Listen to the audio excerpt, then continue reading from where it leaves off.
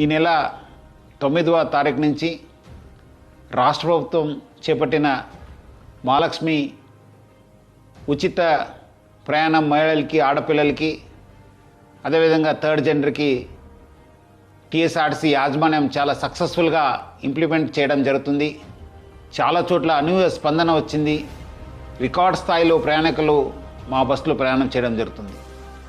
But ఈ ఒక పథకం ఇంప్లిమెంట్ చేయడంలో యాజమాన్యానికి, ముఖ్యంగా మన సిబ్బంది కూడా కొన్ని సమస్యలు తెలియెత్తుతున్నావు.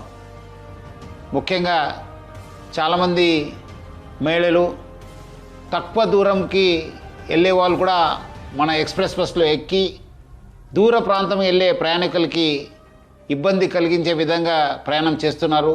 వాళ్ళందరికీ కూడా నా తరఫు నుంచి, యాజమాన్య తరఫు నుంచి కోరుతున్నాను, మీరు తక్కువ దూరంలో వెళ్ళే వాళ్ళైతే వెలుగు బస్సులో ప్రయాణించాలని చెప్పి నేను మరీ కోరుతున్నాను.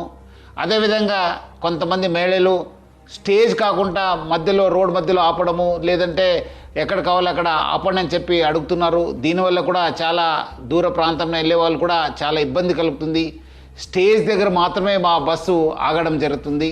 సో ముఖ్యంగా దీనివల్ల కూడా దూర ప్రాంతం వెళ్ళే వాళ్ళు, వేరే ప్రయాణికులు కూడా మేలు జరుగుతుంది.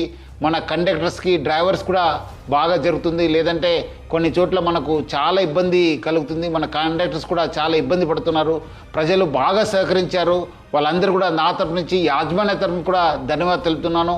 వచ్చే రోజు కూడా ఈ ఒక స్కీమ్ని ఇంప్లిమెంట్ చేయడానికి మహిళలు, ఆడపిల్లలు, థర్డ్ జెండర్ వాళ్ళందరూ కూడా సహకరించాలని చెప్పి నేను మరీ యాజమాన్య తరపు నుంచి అందరు కోరుతూ, మహిళా లోకానికి, ఆడపిల్లలకి, థర్డ్ జెండర్ అందరూ కూడా నేను యాజమాన్య తరపు నుంచి కూడా సహకరించేందుకు పేరుగా ధన్యవాదాలు తెలుపుతున్నాను.